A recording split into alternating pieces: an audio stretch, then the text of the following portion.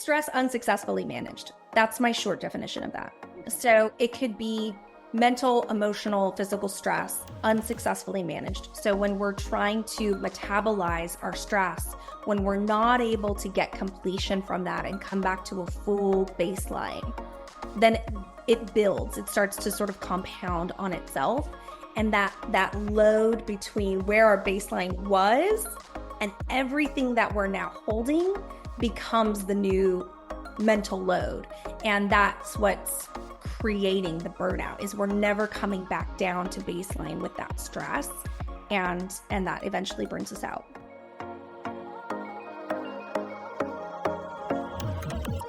Welcome to the Colleague Down the Hall podcast. This episode is sponsored by the Collab Oasis Clinical Consultation Groups. Hi, I'm Janine Wolf, and I'm your colleague down the hall. I have a passion for helping fellow therapists get the clinical and collegial support we all need to do this work. And wow, it just keeps getting harder every day. I'm the founder and facilitator of the Collab Oasis Clinical Consultation Groups. I have been a social worker for almost 30 years, and I own a successful solo online private practice. More of us than ever are practicing in solo or online practices, and we all need colleagues to process cases with, commiserate with on those really hard days, and also to celebrate our successes with. In this podcast, I'll bring you insights about trends and changes in our field and sit down with amazing therapists who are doing amazing work. We'll discuss fictionalized cases, ways to practice sustainably, and of course, there will be plenty of laughing. I love laughing with friends. I'm so glad to have you as one of my colleagues down the hall. Hello, everyone. You are listening to another episode of the Colleague Down the Hall podcast. I'm your host, Janine Wolf, and today I'm joined by Monica Helvie. Monica is a licensed marriage and family therapist in California and Texas and a trauma-informed burnout recovery expert. She helps high-achieving career women overcome chronic stress and find work-life balance. One of the reasons I wanted to have Monica on is because she's also participating in TheraBundle. You all know I love TheraBundle. So she's going to be sharing about her contribution to the bundle and things that she's learned in her practice that she's sharing not only on the podcast today, but also with her TheraBundle offering. So today we're going to talk about 3 insights every therapist needs to create a burnout-free private practice. Welcome, Monica. Thanks so much for having me. I'm so excited to chat with you about this today. Yeah, I'm so happy to have you. And I stand on my head for TheraBundle because I believe it's such a good thing. I've been with it with Samara since the beginning. And so I think it's really very useful. So if you're listening, be sure and check it out. Yeah. For therapists who are getting started. Therapists who are getting started especially, there's just so much value in there. So yeah. Okay. All right. So your story, we're going to start there. It involves your story with professional burnout, which probably impacted every area of your life. But why don't we start there? Can you tell me a little bit about what got you to the place where you wanted to provide this sort of information to other therapists? Yeah, absolutely. So like many other therapists, I would say that my experience with burnout, there was probably different iterations of burnout where, probably younger in, even college, I was probably experiencing some version of burnout there that I didn't recognize. So I come into grad school, I immediately get into my career and I dive headfirst into community mental health, right? Like so many others. I spent 9 years in community mental health and sort of worked my way up into a leadership, supervisory role. And like so many other therapists that I talked to and have worked with, I didn't even recognize at that point how overwhelmed, frustrated, exhausted, just all the signs of burnout were there. But there were so many that were experiencing the same thing that it was sort of like, welcome to the club. And you're too burnout to take the time to notice it, right? Right. And so it was like, hey, we're just all in this together. There was this very much like it was normalized. So I didn't recognize it as necessarily something that was requiring any extra attention or that I needed to be intentional about healing.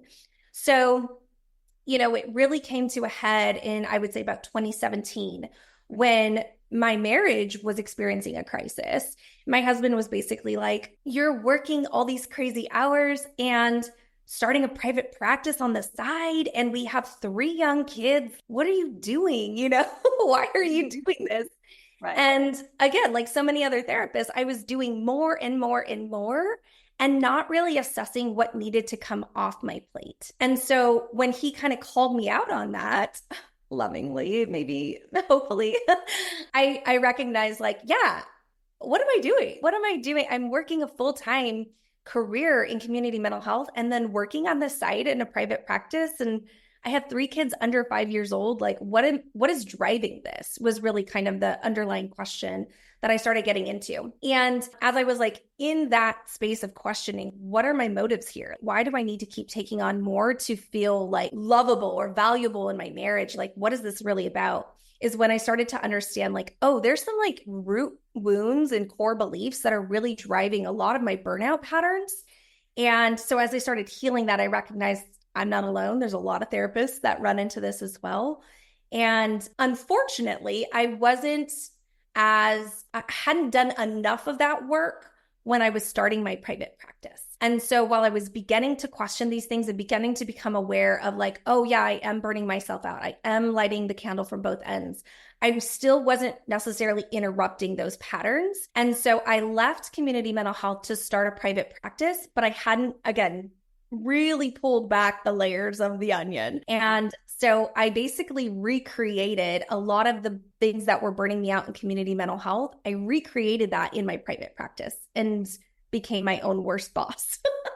So we don't know any better. We think and we're sort of trained in grad school that it's going to be really hard. You're not going to make a lot of money. And so we sort of expect that that's what it's going to be, that's what it should be.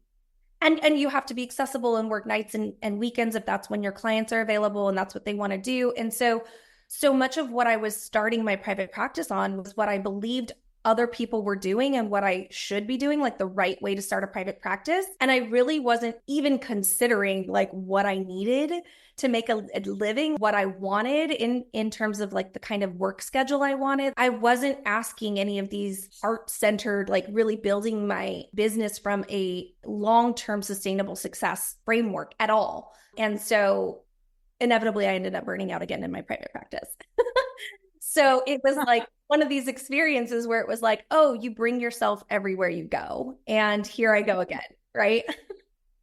I tell my friends all the time, I'm like, my boss is such an asshole. She always thinks she needs to work later into the day, into the evening, on the weekends, and never gives me a break. Exactly. And I'm like, I started realizing like, I didn't want to go to work on Monday. And I'm like the asshole boss who like expects me to be there. And I'm like, wait a minute, I own this thing. Like, what am I doing here? So that really, again, accelerated it again, where I was back in the work, really trying to understand what am I doing? Why am I running on autopilot?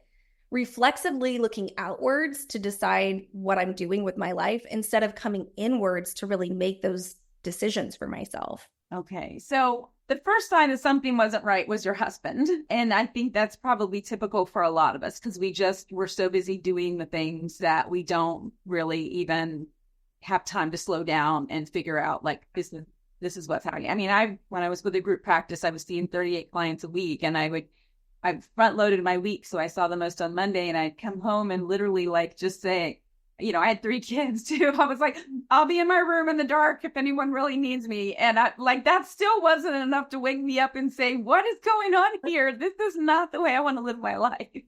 I know. It's like the analogy I give is it's like I used to work in restaurants, like when I was going through like grad school and stuff like that. And it's like when you have become so accustomed to the heat of the plates, you don't even recognize you're setting it down on the table. You're like, here, this plate's hot, don't touch it. And you're touching it, right? And they're like, right. What? And that's like how it was for me with my own burnout. It was like, I was so tolerant and accustomed to being in chronic fight or flight, just low bandwidth, low margin for my own self and my own needs, that I just become tolerant of it, used to it, desensitized to it. And so it really took someone from the outside telling me like, hey, you're doing too much for me to even go, oh yeah, I am doing a lot, aren't I? Yeah. And so that seems to be the case with a lot of the folks that I work with, is that they tend to be like high achieving and highly, driven and just really like audacious dreamers, like really big dreams for themselves and really big plans for themselves. And sometimes if we're not really deeply aligned with what is driving that or our value behind those big dreams, we can get sucked into the dopamine hits of like checking things off the list and accomplishing things that we miss out on, again, really tending to ourselves in the process. Is there a way to define burnout so that people can really take a look at, okay, am I checking all the boxes? Maybe I'm not seeing it. Yeah. So again, it's the definition of burnout. We'll start there. I have a lot of ideas. Okay. So stress unsuccessfully managed. That's my short definition of that. Okay. So it could be mental, emotional, physical stress unsuccessfully managed. So when we're trying to metabolize our stress, when we're not able to get completion from that and come back to a full baseline, then it builds. It starts to sort of compound on itself.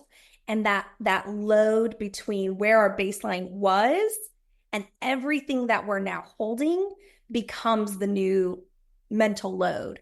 And that's what's creating the burnout, is we're never coming back down to baseline with that stress. And that eventually burns us out. Yeah.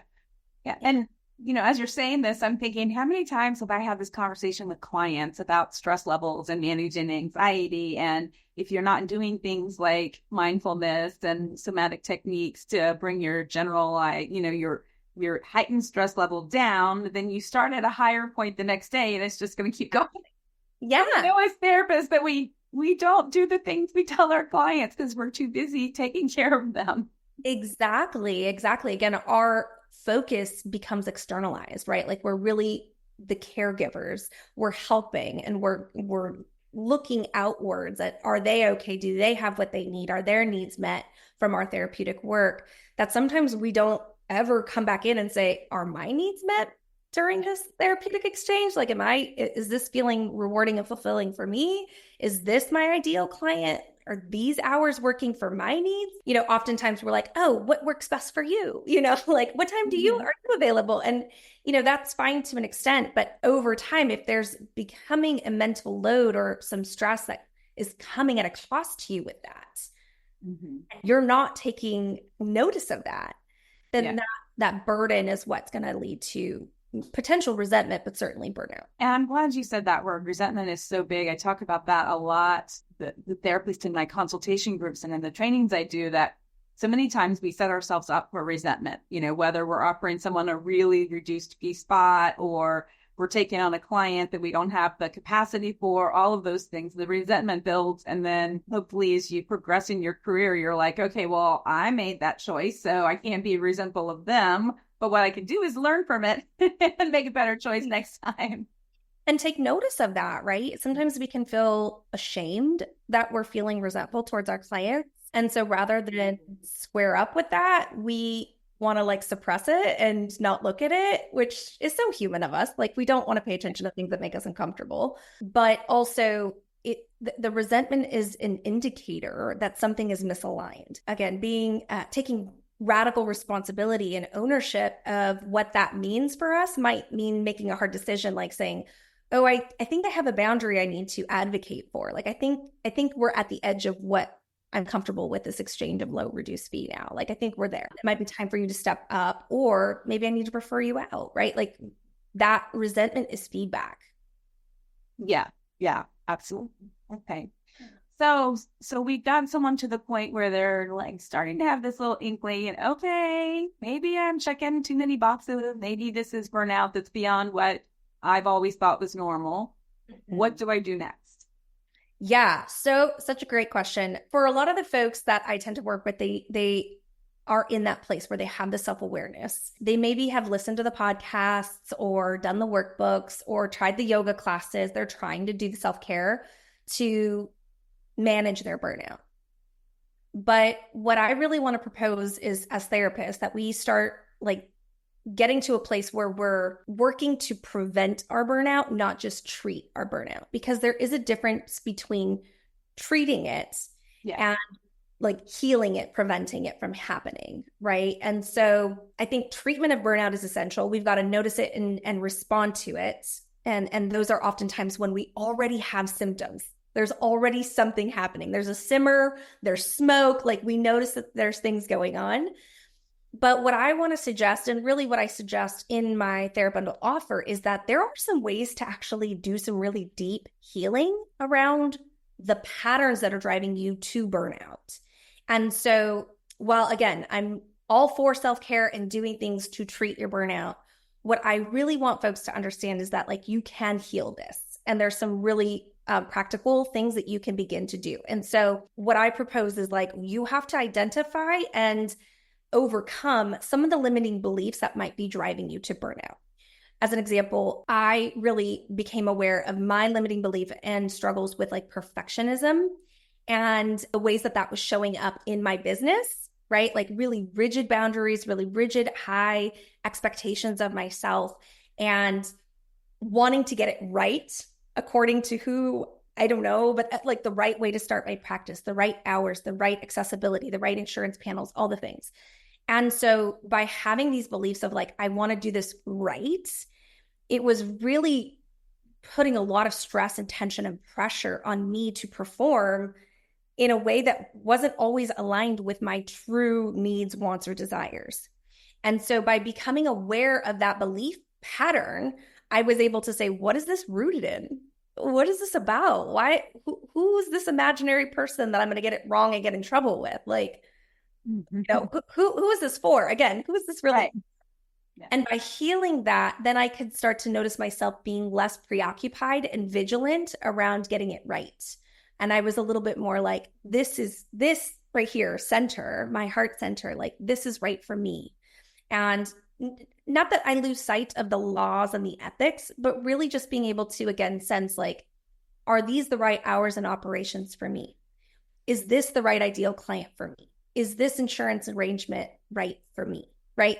As opposed to what everybody says I should be doing. Does that kind of make sense? I mean, I preach that stuff all the time because it's so important. And, you know, we just start a private practice and we try to get on all the panels and we take the clients whenever they want to be seen. And, you know, we do all of these things and we set our rate lower than we could support ourselves on. And, you know, and all of those things. And we think that we're supposed to be doing that because it seems like everyone else is doing that. And in a lot of the social media therapist spaces, people are shamed if they suggest that maybe they need to change that, you know. So our profession does not really encourage us to do those things that we really need to. I know. And I have so much empathy for those folks who are so reactive of anyone. Yes. Doing what meets their needs, right? Like if we're having a reaction to that, we know that that's probably about something else.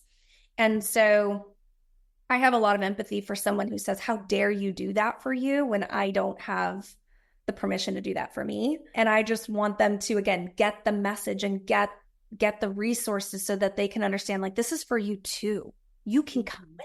Like, come, we want you. Yeah. So that's certainly one of the ways that I support folks with understanding, like, burnout is something that you can heal from. And this is one of the things that you can begin to do to not just treat it, but heal it so that you don't have to keep running into this cycle of burnout. Another suggestion that I have that is an important piece of healing and preventing burnout is just learning some really tactical skills for regulating your nervous system. Because when we're operating out of dysregulation and fight or flight, we're not accessing our full, wise, logical, resourceful self. And our decisions, our thoughts, our beliefs about ourselves and the work that we're doing is sometimes skewed towards the negative and unfavorable. And so one of the most basic things we can be doing as therapists is learning how to really master and regulate our nervous system to tolerate private practice and even the career of therapy. Yeah. And we've learned so much more, at least when I was in grad school in the 90s, we've learned so much more about the brain and the nervous system and all of that. And so it's a matter of, like we said earlier, like tending to yourself, taking a look at yourself. And maybe you feel guilty that you don't take on that client who desperately wants to work with you. But we also lose sight of the fact that if I take on that client who's outside of my capacity, not only is that impacting me, but because it's impacting me, it's going to impact my entire caseload because no one's going to be getting the best of me.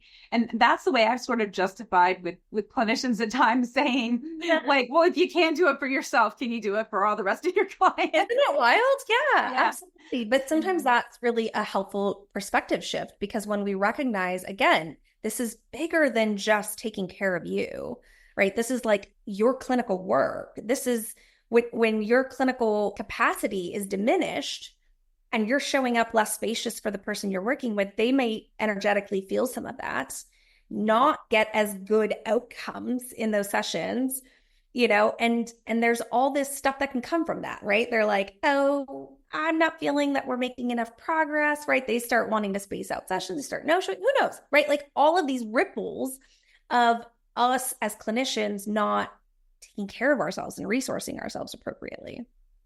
Mm-hmm.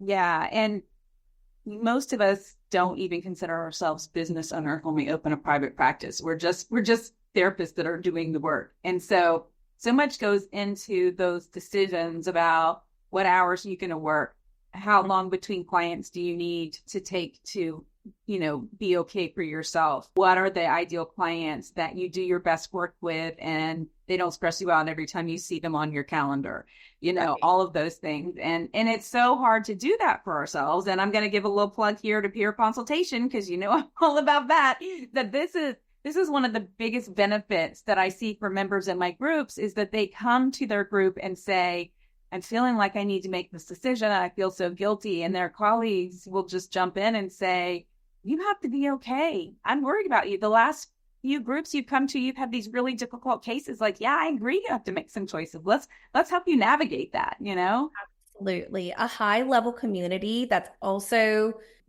values alignment and values like sustainable success is going to be the absolute right community to get feedback from and to grow with and to lean into for support. Like community support is such a huge part of resourcing yourself so that you can handle the work that you're doing.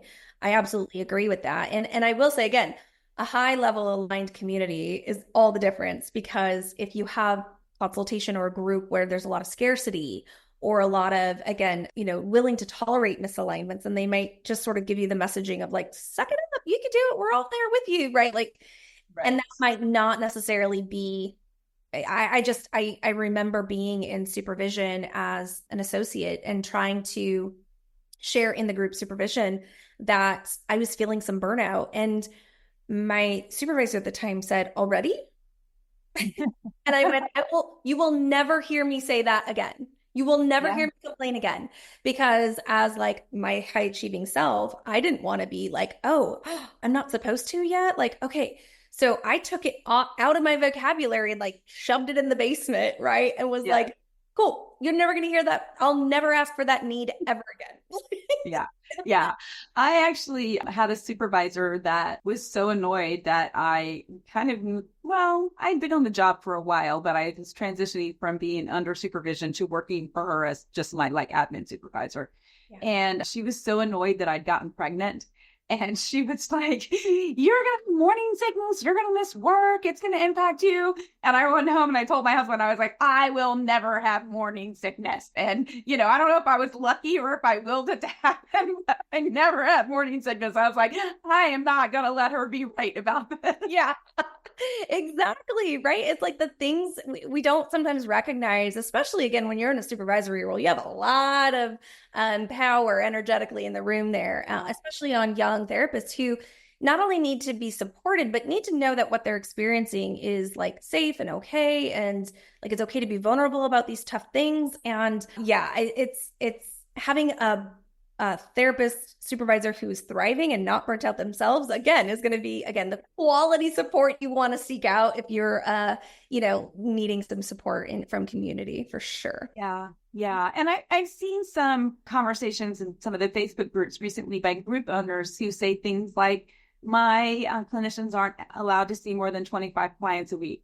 And they have these parameters set up so that they don't burn them out, so that they want to keep working there and they want to be successful and support the practice. And I love that. That's such an important shift for us, because outside of our field, people are like, what do you mean you don't see 40 clients a week? Right. They just don't understand that. They don't understand the emotional toll. They don't understand the paperwork and the admin and everything else that goes into it. Right. Absolutely. And again, I think the more that we can start in encouraging and empowering people to really sense into like, what environment do you need to be able to thrive and not experience burnout? Like some folks might motor really high and they're like, I want 3 back to back and then I want 3 hours off. Right. Or, I want, 1 and then I need an hour and then I need another one, and then I need another hour. Right. Like everybody's runs differently. And so I think when we can start to create spaces where therapists can really start to sense into what is working and what feels right for them and their nervous system, then that's going to be really what keeps folks able to sustain the work that we're doing for longer and longer periods of time. Mm-hmm. That makes a lot of sense. So something that you've mentioned a couple of times and something that I find so important is making sure that your practice aligns with your values. Mm-hmm. So I have my own thoughts on that, but I would love to hear your thoughts on that as well. Yeah, well, it's really hard to hit a target if you don't know what the target is. So I just love that Tamara is doing the mission, vision, values, the workshop for TheraSummit this year, because I'm like, yes, finally. Again, we're talking about centering our work around our personal values. And that's definitely not a conversation we're having in grad school. We're not learning what our values are, how to sense them, how to know them. I think we may have a better sense of them than we think we do as therapists. We're pretty self-aware, but we may not really come to differentiate or understand needs versus values. Mm-hmm. And that our needs are our needs. And yes, our needs can change, but so can our values. Like the things that we value, the things that I valued 10 years ago for myself or for my family, they might alter differently, right? Like at different stages in my life or in my journey, like I might have to shift a little bit to energetically spend more time. Like when my children were very young, like that the value for family is always the value for family, but I might have to use more energy, time, or resources to support that value being met than I might a little bit later when they're in college or they're out of the house or something like that. Does that make sense? Mm-hmm. Being clear on what your values are is really important to identify up front, but also understanding to hold it flexibly and to give yourself like the permission slip to set and hold boundaries to support and protect your values, and also to notice like, okay, well, this may be a time where I can sort of let this one soften a little bit because it doesn't need as much protection now, or, right. Yeah. The biggest, I think the most solid example of values in private practice comes up over and over and over. And that is around late cancellation and no-show fee. And, and I support people doing whatever works for them in their private practice. Mm-hmm. But there's really strong opinions out there on that topic. But what I see over and over is that, okay, so this therapist adopted this policy because that's what people told her she needed to do. And now she's racked with guilt every other day because she's implementing a policy that doesn't really match with her values, Right. And so that values perspective is so important. And the flexibility too. I love that piece. And that's how I do it. I use flexibility, and, we have clinical judgment and experience and training and all those things so that we can make the best choice for ourselves and our clients. But once I started really tuning into my values, that it made decision-making so much easier in private practice. Absolutely. Especially, again, if you consider your private practice as a business, because there's going to be a lot of business decisions that might butt up against your belief systems. Again, right? Like, oh, I have a belief that I'm a capitalistic asshole if I charge, a rate that I have to charge in order to pay for my kids' daycare, right? Like we really have to, sometimes our value and our needs and our beliefs will really edge up on each other. And that's where, to kind of circle back, like that awareness of what limiting beliefs you might have that block you or create resistance for you to stand up for your values or to hold your needs and values with importance, right? So that can sometimes be, the growth edge there for us as business owners is like, oh, crud, I have to actually set a boundary here because I do know that I value this thing, but it's really rubbing up against some beliefs that I have about about, myself or, systems or beyond that. Money stories. Money stories, always money. Can complicate things so much in private practice. So much. Yeah, absolutely. Yeah. And we also don't, a lot of times when people are starting their own private practice, they are not even thinking about like, I need to put money aside for retirement. I might now have to pay for my own out-of-pocket health insurance. If I want to take a vacation, that's a double whammy in private practice because you're not making money and you're spending money. So maybe I need to make enough money to put aside a fund to pay myself during those times, or sick leave and like that. And it's so complicated because we all grow up with money beliefs based on our experience with our family of origin, and then really looking at how that's impacting us today. And like you said, just sort of challenging those limiting beliefs. And is this serving me in some way, or is this just making me more likely to burn out because I'm struggling to pay my bills all the time? Yeah, absolutely. I mean, I've known so many colleagues who have struggled with the money stories and the values, right? Like they have needs and they have values around paying for a service. They pay for their own services, with practitioners and providers. And yet when it comes time to collect, it's like, oh no, I have to ask for the payment now. And this person's struggling and maybe I won't make them pay the full rate and all these things. And it's like, you're struggling.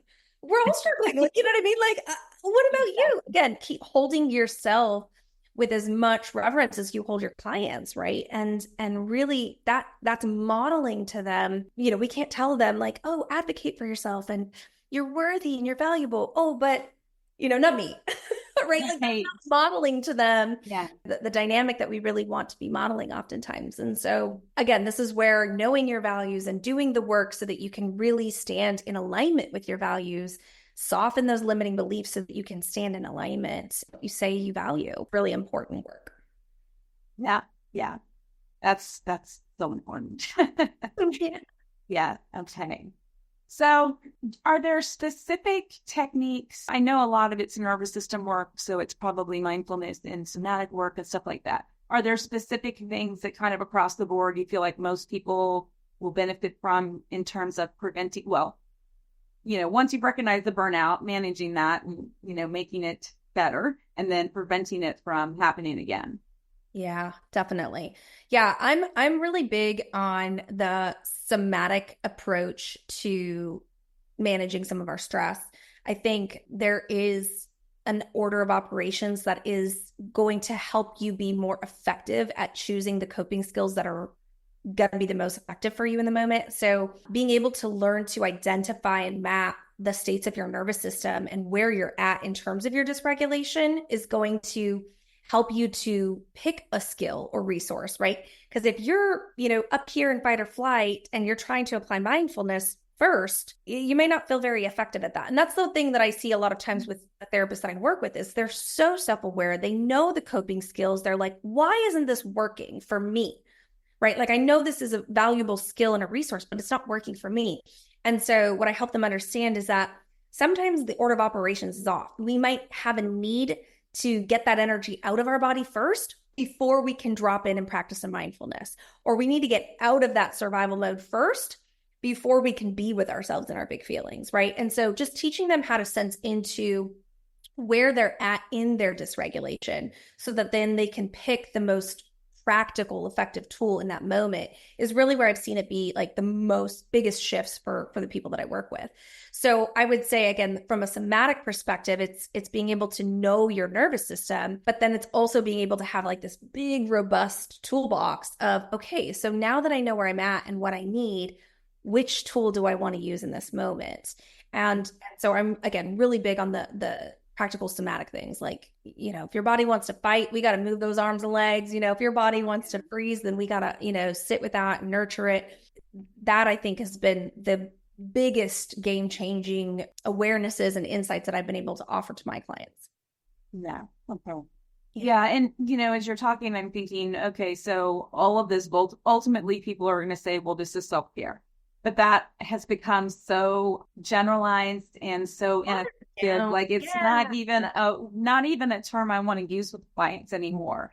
But truly looking at not only what are my needs, but how can I best meet those needs? And, your description, it's like, so you have this massive wound and you're going to put a Band-Aid on it instead of going to the hospital to get stitches.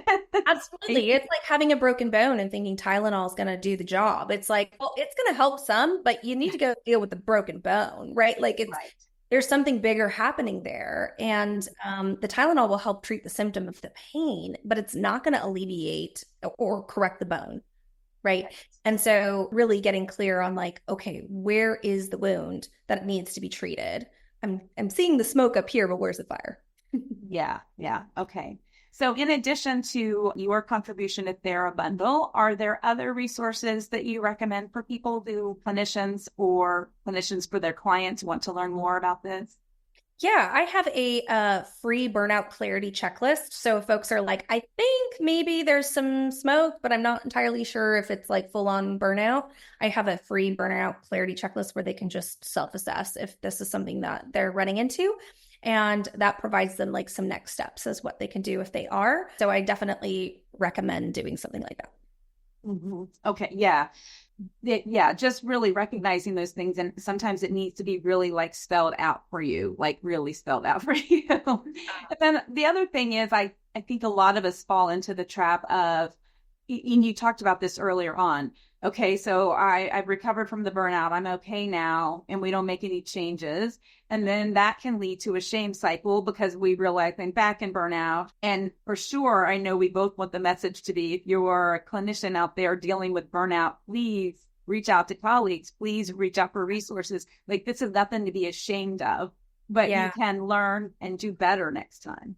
Absolutely. Absolutely. There's definitely, again, we want to get connected with others because that's going to help to shine light on what we're experiencing. It's going to help normalize and validate. And in my researching with, therapists who are struggling with burnout, it was like 10 out of 10 times, like every single clinician I spoke to shared with me some version of having shame around saying I'm burnt out. Because either there was supervisors they were ashamed of, embarrassed, that they would find out. They didn't want their colleagues to think that their work was not going to be good work. Like they were worried that it was going to limit the referrals that they got from their colleagues if they named that. And so I just really want to say, like, please ask each other too, like have a sense of each other and ask the hard question, like, how are you really doing? And really providing the space for one another to be honest about your experiences, because we have to support each other with this work. It's really heavy work and it's really important work. Absolutely. Yeah. And therapists, we set the bar so high for ourselves. We just feel like we have to be at 100% every time and we have to show up no matter what, even if we're sick. We just don't make those decisions for ourselves. It's all about the client. And we are humans who happen to be therapists. And so, yes, the considerations for the client are very important, but the considerations for ourselves is also very important. So important. Yep. 100%. Okay. So can you tell me if you have a favorite catchphrase or analogy you like to use with clients? Yeah. So actually it kind of goes along with what we're talking about right now, which is that it's hard to read the label when you're in the jar. And so again, I think it speaks to how you can be so aware of yourself and others, and you can see others so accurately, and you can be so wonderful and supportive and brilliant at what you do. And yet we can still have this level of just not being able to fully see. And so that's where, again, my suggestion is like, ask each other, how are you doing? Like, I'm seeing some things from my side of the jar. How does it feel for you in the jar, right? And really just offering each other that permission to acknowledge, oh, I think I am feeling a little something, right? Because it's really hard to read the label when you're in the jar. Yeah. Yes. I love that. I have never heard that one before. Oh, yay, good. Yeah. Well, thank you so much for joining me today, Monica. I will put links in the show notes so they can find you and get your free resource. There'll also be a link in the show notes for TheraBundle, which is not on sale yet. We are in the Thera Summit phase right now, where there's lots of free trainings that are going to be offered soon. So I'll get all that information and share it with the listeners so they can find you. And for all you hardworking therapists out there, please remember our work is hard, but it doesn't have to be lonely. Thank you so much for listening to the Colleague Down the Hall podcast. For show notes, links, and downloads, head over to colleaguedownthehall.com, where you'll be able to learn more about getting the clinical support you need and resources to help you work in a supported, sustainable way. If you've enjoyed this episode, please share with your therapy friends and colleagues. Subscribe to the podcast, and if you love this episode, please leave a review.